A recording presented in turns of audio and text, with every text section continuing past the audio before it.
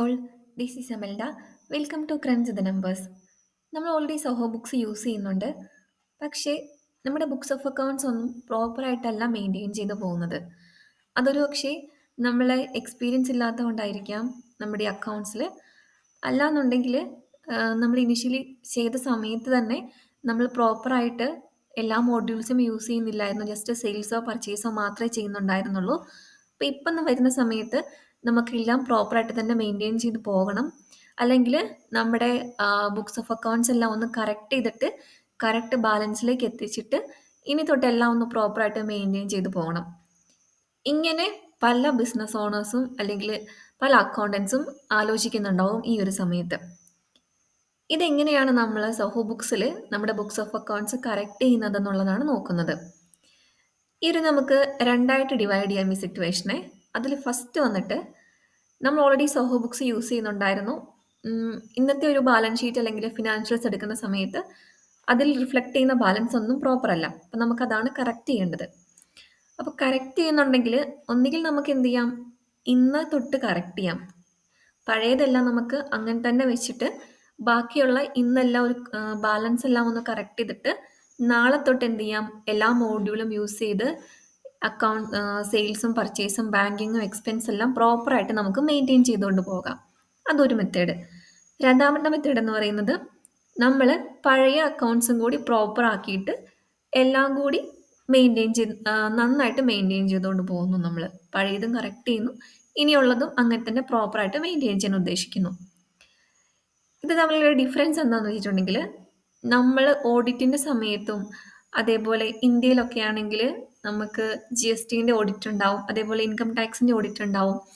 ഈ സമയത്തൊക്കെ ഞാൻ ഈ പറഞ്ഞ ഫസ്റ്റ് സിറ്റുവേഷൻ ആയിരിക്കും നിങ്ങൾക്ക് യൂസ്ഫുൾ ആവുന്നത്. നമ്മൾ ഇനിഷ്യലി തൊട്ട് തന്നെ നമ്മുടെ ബുക്സ് ഓഫ് അക്കൗണ്ട്സ് പ്രോപ്പറായിട്ട് മെയിൻറ്റെയിൻ ചെയ്ത് കൊണ്ടുപോകുന്നതായിരിക്കും നല്ലത്. UAE ആണെങ്കിൽ ഇപ്പോൾ കോർപ്പറേറ്റ് ടാക്സ് ഒക്കെ വന്നിട്ടുണ്ട്. അതുകൊണ്ട് തന്നെ അവർക്ക് അവരുടെ ഫിനാൻഷ്യൽസ് കമ്പൽസറി ആയിട്ടും പ്രോപ്പറായിട്ട് കീപ്പ് ചെയ്യണം എന്നുള്ളത് എല്ലാ ബിസിനസ്സും ഇപ്പോൾ ലൈബിൾ ആണ് അതിന്. ഈ ഒരു സിറ്റുവേഷനാണ് നമ്മൾ ഈ പ്രോപ്പറായിട്ട് നമ്മുടെ ബാക്കിലുള്ള അക്കൗണ്ട്സും മെയിൻറ്റെയിൻ ചെയ്ത് പോകണമെന്ന് ഞാൻ പറയാനുള്ള കാരണം. ഇനി അതല്ല, നമ്മുടെ ഒരു പർപ്പസ് എന്ന് പറയുന്നത് നമ്മുടെ ബിസിനസ് ഓണർ, ഇപ്പം നമ്മളൊരു സിംഗിൾ ഓണർ ബിസിനസ് ഒക്കെയാണ്. അപ്പം നമ്മൾക്ക് അറിയണം എത്രയാണ് കറക്റ്റ് പ്രോഫിറ്റ്, അല്ലെങ്കിൽ എത്രയാണ് പേയബിൾസ് റിസീവബിൾസ്, നമ്മൾക്ക് എത്ര സ്റ്റോക്ക് ഉണ്ട്. ഇങ്ങനെ ഒരു റിപ്പോർട്ടിംഗ് പർപ്പസിന് വേണ്ടി മാത്രം നമുക്ക് നമ്മുടെ ബുക്സ് ഓഫ് അക്കൗണ്ട്സ് ഒന്ന് പ്രോപ്പറാക്കി കൊണ്ടുപോകണം എന്ന് ആഗ്രഹിക്കുന്ന ഓണേഴ്സ് ഉണ്ടെങ്കിൽ അവർക്ക് എന്ത് ചെയ്യാം, ഞാൻ ഈ പറഞ്ഞ രണ്ടാമത്തെ മെത്തേഡ് യൂസ് ചെയ്യാം. അവർക്ക് ആ ഒരു ഇന്നലത്തെ ബാലൻസ് എല്ലാം എടുക്കുക, എന്നിട്ട് ആ ബാലൻസ് എല്ലാം ഒരു ജേണൽ എൻട്രി ഇട്ടിട്ട് എന്ത് ചെയ്യണം, ക്ലോസ് ചെയ്ത് പ്രോപ്പർ ആക്കിയിട്ട് നാളെ തൊട്ട് എന്ത് ചെയ്യാം, ബുക്സ് ഓഫ് അക്കൗണ്ട്സ് കറക്റ്റായിട്ട് മെയിൻറ്റെയിൻ ചെയ്തുകൊണ്ട് പോകാം. അപ്പോൾ അവർക്ക് നെക്സ്റ്റ് മന്ത് തൊട്ടുള്ള റിപ്പോർട്ടിംഗ് എല്ലാം കറക്റ്റായിട്ട് കിട്ടും. പഴയ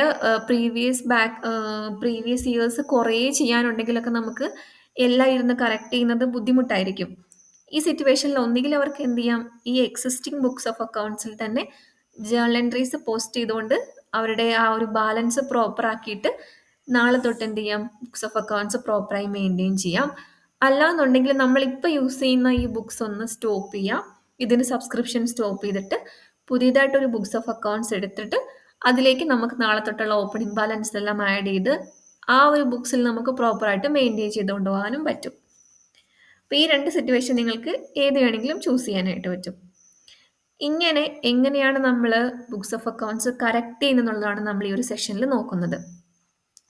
അതിനായിട്ട് നമ്മൾ ഓരോ മോഡ്യൂൾ വൈസും അനലൈസ് ചെയ്യാം. ആദ്യമായിട്ട് നമ്മൾ ഒരു ട്രേഡിംഗ് സ്ഥാപനമാണെന്നുണ്ടെങ്കിൽ നമ്മൾ കറക്റ്റ് ചെയ്യേണ്ടത് ഓഫ് കോഴ്സ് നമ്മുടെ സ്റ്റോക്ക് ആയിരിക്കും. സ്റ്റോക്ക് നമുക്ക് എങ്ങനെയാണ് അറിവ് ചെയ്യുന്നത്, നമ്മൾ പർച്ചേസ് ചെയ്യുന്ന സ്റ്റോക്ക്, സെയിൽ ചെയ്യുന്ന സ്റ്റോക്ക്, അതിൻ്റെ ഡിഫറൻസ് ആയിരിക്കും നമ്മുടെ ക്ലോസിംഗ് സ്റ്റോക്ക് ആയിട്ട് നമ്മുടെ ബാലൻസ് ഷീറ്റിൽ കാണിക്കുന്നുണ്ടാവുന്നത്. അപ്പം നമ്മുടെ പർച്ചേസോ സെയിൽസോ ഒന്നും പ്രോപ്പർ അല്ല എന്നുണ്ടെങ്കിൽ നമ്മുടെ സ്റ്റോക്കിലും ഡിഫറൻസ് വരാം. ഇത് പ്രോപ്പർ ആണെന്നുണ്ടെങ്കിലും ചില സമയങ്ങളിൽ നമ്മൾ ഫിസിക്കൽ സ്റ്റോക്കുമായിട്ട് കമ്പയർ ചെയ്യുന്ന സമയത്ത് ഡിഫറൻസ് വരാനുള്ള ചാൻസ് ഉണ്ട്. അപ്പം നമ്മളിങ്ങനെ പ്രോപ്പറായിട്ട് കൊണ്ടുപോകാൻ ആഗ്രഹിക്കുന്നുണ്ടെങ്കിൽ ആദ്യം ചെയ്യേണ്ടത് നിങ്ങൾ ഫിസിക്കലി നിങ്ങളുടെ സ്റ്റോക്ക് ടേക്ക് ചെയ്യുക എന്നുള്ളതാണ്. ഫിസിക്കലി നമ്മൾ സ്റ്റോക്ക് കൗണ്ട് ചെയ്യണം. അത് നമ്മൾ ഒരു എക്സൽ ഷീറ്റിൽ പ്രിപ്പയർ ചെയ്ത് വെക്കുക. നമുക്ക് ഇവിടുന്ന് തന്നെ ഐറ്റം മാസ്റ്റർ എക്സ്പോർട്ട് ചെയ്യാനായിട്ട് പറ്റും. ഐറ്റംസിൽ പോയിട്ടുണ്ടെങ്കിൽ നമുക്ക് ഇവിടുന്ന് തന്നെ നമ്മുടെ ഐറ്റം മാസ്റ്റർ എക്സലിലേക്ക് എക്സ്പോർട്ട് ചെയ്യാം. ആ എക്സ്പോർട്ട് ചെയ്ത എക്സൽ ഫയലിലേക്ക് നമ്മൾ ആക്ച്വലി കൗണ്ട് ചെയ്യുന്ന സ്റ്റോക്കും കൂടെ ആഡ് ചെയ്യുന്നു. അതിനുശേഷം നമ്മൾ ആ ഒരു ഫോർമുല ഇട്ട് തന്നെ നമുക്കൊന്ന് കമ്പയർ ചെയ്യാം ഇത് തമ്മിലുള്ള ഡിഫറൻസ് എത്രയാണെന്നുള്ളത്. ആ ഡിഫറൻസ് എന്ത് ചെയ്യാം, ഈ ഇൻവെന്ററി അഡ്ജസ്റ്റ്മെന്റ് എന്ന് പറയുന്ന ഒരു മോഡ്യൂൾ വഴി നമുക്ക് ആ ഡിഫറൻസ് പോസിറ്റീവ് ആണെങ്കിലും നെഗറ്റീവ് ആണെങ്കിലും അത് റൈറ്റ് ഓഫ് ചെയ്യാനുള്ള ഓപ്ഷൻ ഇൻവെന്ററി അഡ്ജസ്റ്റ്മെന്റ് പ്രൊവൈഡ് ചെയ്യുന്നുണ്ട്. ഈ ഒരു മെത്തേഡിൽ നിങ്ങൾക്ക് നമ്മുടെ സ്റ്റോക്ക് എന്നുള്ളത് ആക്ച്വൽ ആയിട്ടുള്ള സ്റ്റോക്കിലേക്ക് എത്തിക്കാനായിട്ട് പറ്റും. അടുത്തത് വന്നിട്ട് നമ്മുടെ പേയബിൾസ് ആൻഡ് റിസീവബിൾസ് ആണ്. നമ്മുടെ കസ്റ്റമേഴ്സിൻ്റെയും വെൻഡേഴ്സിൻ്റെയും പേയബിൾസും റിസീവബിൾസും. വെൻഡേഴ്സിൻ്റെ നമുക്ക് കിട്ടാനായിട്ട് ഏറ്റവും ബെറ്റർ ഓപ്ഷൻ എന്ന് പറയുന്നത് നമുക്ക് വെൻഡേഴ്സിൻ്റെ അടുത്ത് നിന്ന് സ്റ്റേറ്റ്മെൻറ്റ്സ് വാങ്ങിയിട്ട് അതിലുള്ള എമൗണ്ടിലേക്ക് നമുക്കൊരു ജേണൽ എൻട്രി ഇട്ട് പോസ്റ്റ് ചെയ്യാനായിട്ട് പറ്റും. ഞാൻ ഈ ജേണൽ എൻട്രി എന്ന് ഉദ്ദേശിക്കുമ്പം നിങ്ങൾ ഇതുപോലെ ഈ ഒരു പർപ്പസിന് വേണ്ടിയിട്ട് നമ്മൾ ഈ ബാലൻസ് ക്ലിയർ ചെയ്യണം എന്നുള്ളൊരു പർപ്പസിന് വേണ്ടിയിട്ട് ഒരു ബാലൻസ് അഡ്ജസ്റ്റ്മെന്റ് എന്ന് ഒരു പറഞ്ഞിട്ടൊരു അക്കൗണ്ട് ക്രിയേറ്റ് ചെയ്യാം, ഒരു ലെഡ്ജർ പേയ്മെന്റ് ക്ലിയറിങ്ങിന്റെ അണ്ടറിൽ. ആ ലെഡ്ജറിലേക്ക് എന്ത് ചെയ്യാം, നിങ്ങൾക്ക് JVs ഇട്ട് ഈ പറയുന്ന പോലെ എല്ലാ ലെഡ്ജേഴ്സും കറക്റ്റ് ചെയ്യാനായിട്ട് പറ്റും. ഇപ്പോൾ ഒരു എക്സാമ്പിൾ പറയുകയാണെങ്കിൽ നമ്മളൊരു വെൻഡറിന്റെ ഔട്ട്സ്റ്റാൻഡിങ് ആയിട്ടുണ്ടായിരുന്നത് ഒരു 40,000 ആണ് പക്ഷേ നമ്മുടെ സിസ്റ്റത്തിൽ. പക്ഷെ നമ്മൾ അവരുടെ അടുത്ത് നിന്ന് സ്റ്റേറ്റ്മെന്റ് വാങ്ങിയ സമയത്ത് ഒരു 45,000 ആണ് അതിൽ കാണിക്കുന്നത്. അപ്പം നമുക്ക് നമ്മുടെ സിസ്റ്റത്തിലും 45,000 ആക്കണം. ഇപ്പോൾ 40 ഉള്ളൂ. അതിനായിട്ട് നമ്മൾ എന്ത് ചെയ്യണം, ക്രെഡിറ്റേഴ്സിനെ കൂട്ടാനായിട്ട് നമ്മൾ ക്രെഡിറ്റ് ചെയ്യുകയാണ് വേണ്ടത്. അപ്പം നമ്മൾ ഡെബിറ്റ് ചെയ്യേണ്ടത് ഞാൻ ഈ പറഞ്ഞ പോലെ നമ്മൾ ഈ ഒരു അഡ്ജസ്റ്റ്മെന്റ് ലെഡ്ജറിനെ നമ്മൾ ഡെബിറ്റ് ചെയ്തിട്ട് നമ്മുടെ വെൻഡറിനെ നമ്മൾ ക്രെഡിറ്റ് ചെയ്യണം. ഇങ്ങനെയാണ് ഞാൻ അഡ്ജസ്റ്റ്മെന്റ് എൻട്രി എന്ന് ഇനി കുറേ മെൻഷൻ ചെയ്യുന്നുണ്ട്. ആ അഡ്ജസ്റ്റ്മെന്റ് എൻട്രീസ് എല്ലാം ഈ ഒരു വിധത്തിലാണ് നമ്മൾ ചെയ്യേണ്ടത്. അപ്പം നമ്മൾ പറഞ്ഞ പോലെ വെൻഡേഴ്സിന്റെ ബാലൻസ് കറക്റ്റ് ചെയ്യാനായിട്ട് നമുക്ക് അവരുടെ അടുത്ത് നിന്ന് സ്റ്റേറ്റ്മെന്റ്സ് കിട്ടും. അടുത്തത് കസ്റ്റമേഴ്സിന്റെ ബാലൻസ് ആണെങ്കിൽ എനിക്ക് തോന്നുന്നു നമ്മുടെ അടുത്ത് എന്താണെങ്കിലും കറക്റ്റായിട്ട് ഒരു പ്രോപ്പറായിട്ട് ബാലൻസ് ഉണ്ടാവും എല്ലാവരുടെ അടുത്തും.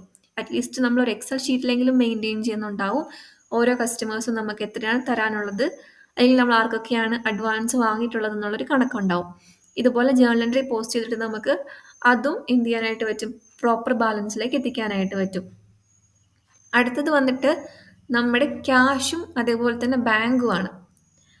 ക്യാഷിലും ബാങ്കിലും നമ്മുടെ ഇപ്പോഴത്തെ ക്ലോസിംഗ് ബാലൻസുമായിട്ട് ഡിഫറൻസ് ഉണ്ടെങ്കിൽ നിങ്ങൾക്ക് ഇതുപോലെ ജേണൽ എൻട്രി ഇട്ട് പോസ്റ്റ് ചെയ്യാം. അപ്പോൾ ക്യാഷ് നമുക്ക് ഇന്ന് ബാലൻസ് ഉള്ളത് 20,000 ആണ്, പക്ഷെ നമുക്ക് ആക്ച്വലി നമ്മുടെ കയ്യിൽ 15,000 ഉള്ളെന്നുണ്ടെങ്കിൽ നിങ്ങൾ ഇതുപോലെ എന്ത് ചെയ്താൽ മതി, ആ ബാലൻസ് അഡ്ജസ്റ്റ്മെന്റ് അക്കൗണ്ടിനെ ഡെബിറ്റ് ചെയ്തിട്ട് നമ്മുടെ ക്യാഷിനെ ക്രെഡിറ്റ് ചെയ്താൽ മതി ആ ഒരു 5,000 ഡിഫറൻസ് വെച്ചിട്ട്. ഇതേപോലെ തന്നെയാണ് ബാങ്കിൻ്റെയും നമുക്ക് ആ ബാലൻസിലേക്ക് എത്തിക്കാൻ വേണ്ടിയിട്ട് ഈ അഡ്ജസ്റ്റ്മെന്റ് എന്നുള്ള ലെഡ്ജർ യൂസ് ചെയ്യാനായിട്ട് പറ്റും. നേരത്തെ ഞാൻ പറഞ്ഞല്ലോ ഓൾറെഡി നമുക്ക് സ്റ്റോക്കിനൊരു ഇൻവെന്ററി അഡ്ജസ്റ്റ്മെന്റ് ചെയ്തിട്ട് നമുക്ക് സ്റ്റോക്ക് കറക്റ്റ് ചെയ്യാന്നുള്ളത്. അവിടെയും നമ്മൾക്ക് എന്ത് ചെയ്താൽ മതി, ആ ഇൻവെന്ററി അഡ്ജസ്റ്റ് ചെയ്യുന്ന ടൈമിൽ നമുക്കൊരു ലെഡ്ജർ സെലക്ട് ചെയ്ത് കൊടുക്കാനായിട്ടുണ്ടാവും. ആ ലെഡ്ജർ നമ്മൾ ഈ പറയുന്ന പോലെ നമ്മുടെ ഈ ഇൻവെന്ററി അഡ്ജസ്റ്റ്മെന്റ് എന്ന് പറയുന്ന ലെഡ്ജർ തന്നെ സെലക്ട് ചെയ്ത് കൊടുത്താൽ മതി. നമ്മളിപ്പോൾ സ്റ്റോക്ക് പറഞ്ഞു, account receivables, payables, bank cash പറഞ്ഞു. ഇനി ബാക്കിയുള്ള അസെറ്റ്സ് ആൻഡ് ലൈബിലിറ്റീസ് ഉണ്ടാവും നമുക്ക്. ഇപ്പോൾ അസെറ്റ്സ് എന്ന് പറയുമ്പോൾ നമ്മുടെ ഫിക്സഡ് അസെറ്റ്സ് ഉണ്ടാവാം, അതേപോലെ തന്നെ നമുക്ക് എന്തെങ്കിലും പ്രീപെയ്ഡ് എക്സ്പെൻസോ, ലൈബിലിറ്റിയിലേക്ക് വരികയാണെങ്കിൽ നമുക്ക് ലോൺസ്, പേയബിൾസ്, അങ്ങനത്തെ കാര്യങ്ങളൊക്കെ ഉണ്ടാവും. ഇതും നമ്മൾക്ക് എന്ത് ചെയ്യാം, ഒരൊറ്റ ജേണൽ എൻട്രി വഴി നമുക്കിത് കംപ്ലീറ്റ് ബാലൻസ് ഇവിടേക്ക് കൊണ്ടുവരാനായിട്ട് പറ്റും.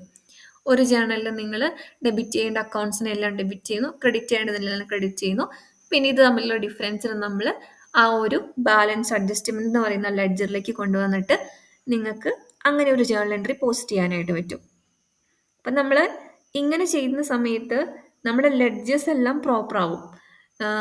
നമ്മുടെ സ്റ്റോക്ക് കറക്റ്റ് ആവും, കസ്റ്റമേഴ്സിന്റെ ബാലൻസ് കറക്റ്റ് ആവും, വെൻഡേഴ്സിന്റെ ബാലൻസ് കറക്റ്റ് ആവും, ക്യാഷ് ബാങ്ക് കറക്റ്റ് ആവും, അതേപോലെ ബാക്കി ലെഡ്ജേഴ്സ് ഉണ്ടെങ്കിൽ അതും കറക്റ്റ് ആവും.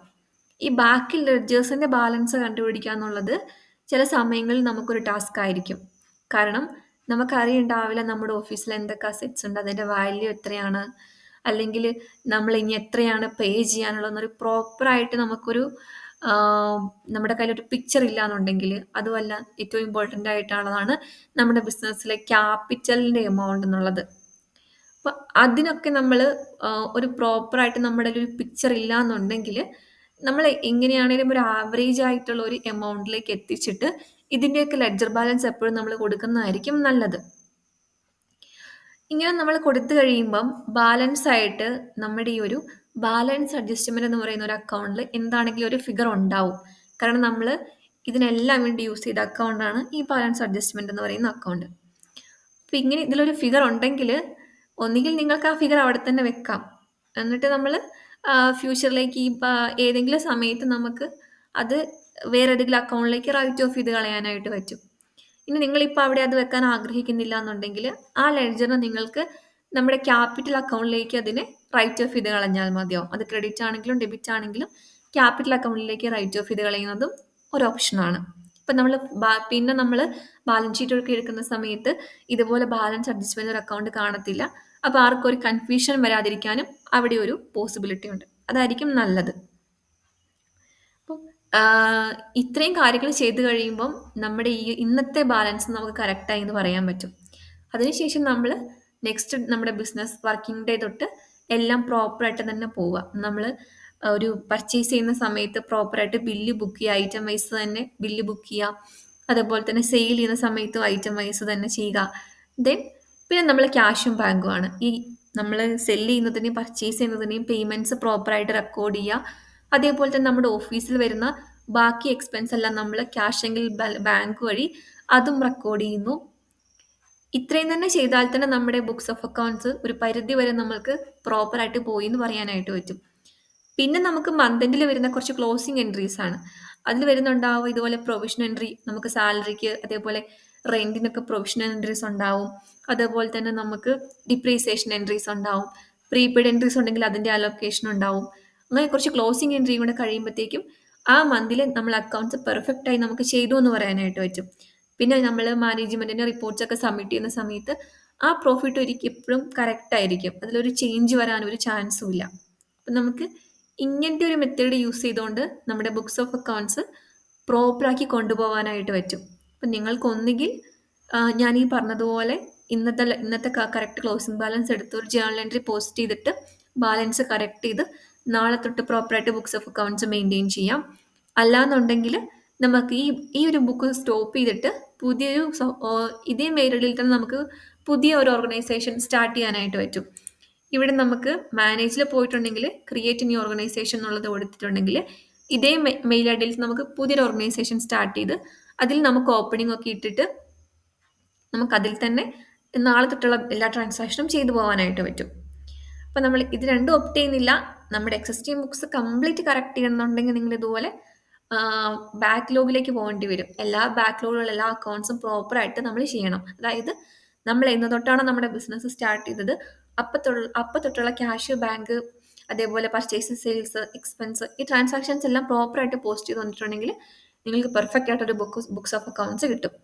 അങ്ങനെ ചെയ്തതായിരിക്കും എപ്പോഴും നമ്മുടെ ഈ ഒരു ഓഡിറ്റിൻ്റെ സൈഡിലേക്ക് വരുമ്പോഴും ടാക്സ് കംപ്ലയിൻസിനൊക്കെ ഏറ്റവും നമ്മൾ സേഫർ സൈഡിൽ നിൽക്കുക എന്ന് പറയുന്നത് അങ്ങനെ ചെയ്യുന്നതായിരിക്കും.